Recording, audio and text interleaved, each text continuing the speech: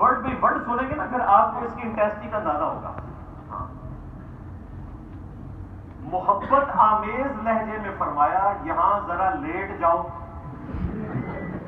مجمع میں پبلکلی حضرت نانوتوی کچھ شرما سے گئے مگر حضرت نے پھر فرمایا تو بہت ادب کے ساتھ چت لیٹ گئے.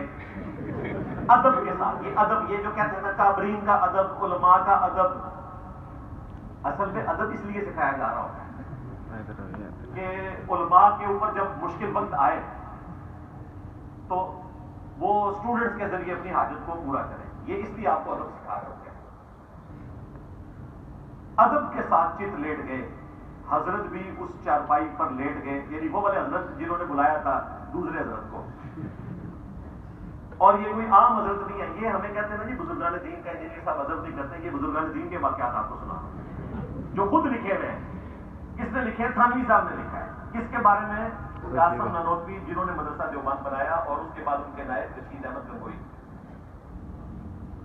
حضرت بھی اسی چارپائی پر لیٹ گئے اور مولانا کی طرف کو کروٹ لے کر اپنا ہاتھ ان کے سینے پر رکھ دیا جیسے کوئی عاشق صادق اپنے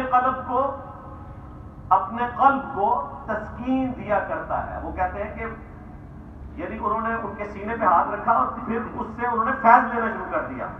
مطلب وہ تسکین, وہ جو انہوں نے المحنت میں لکھا نا بزرگوں کی قبروں اور سینوں سے جائز طریقے سے فیض لینے کے قائل ہیں. تو یہ سینوں سے وہ فیض لینا شروع کر دیا. سکون عاشق صادق. مجھے بتائیے عاشق صادق کی ٹرم کیسے آئی؟ مطلب کوئی استاد اور شاگرد کا رشتہ, یہ عاشق صادق کا رشتہ ہوتا ہے. اور یہاں استاد شاگرد نہیں ہے, دونوں ہی استاد ہیں. بیسیکلی وہ ٹریننگ کر رہے ہیں باقی بچوں کی جو وہاں پہ موجود ہیں کہ اس طرح جب آپ کو کوئی بڑا بلائے تو آپ نے اس طریقے سے اس کے سامنے چت لیٹ جانا ہے اور بولنا نہیں ہے. مولانا ہر چند فرماتے ہیں کہ میاں کیا کر رہے ہو, یہ لوگ کیا کہیں گے. یعنی قاسم نانوتوی صاحب کو بھی اندازہ ہو گیا کہ یار یہ تو کچھ زیادہ ہو گیا. انہوں نے کہا کہ میاں کیا کر رہے ہو, لوگ کیا کہیں گے.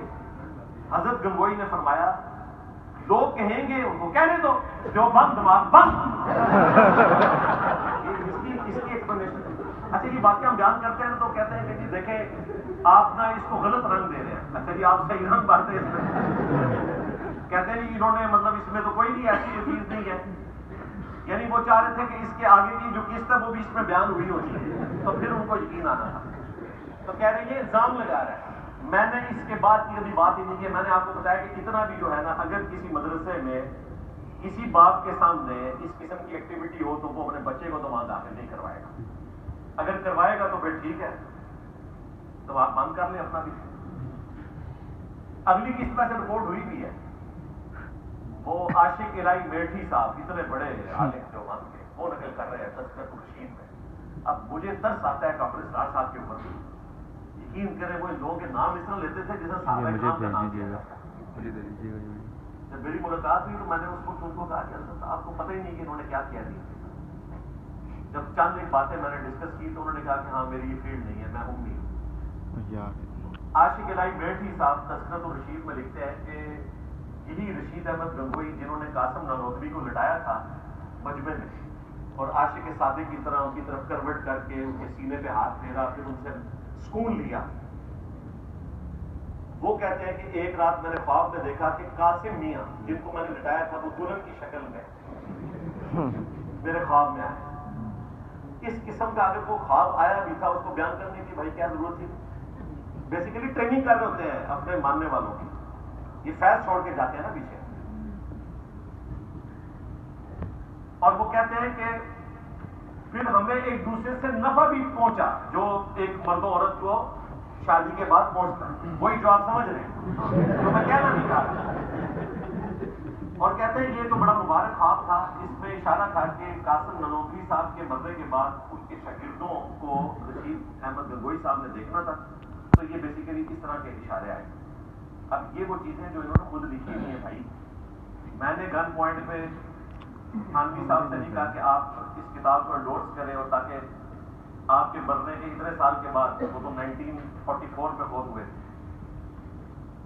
آج ہے 27 جولائی 2025, تو میں آپ کے بزرگوں کے حقائق لوگوں کو بتاؤں. یہ انہوں نے حکایات اولیاء کے نام سے لکھا تھا، آج تک علماء دفاع کر رہے ہیں۔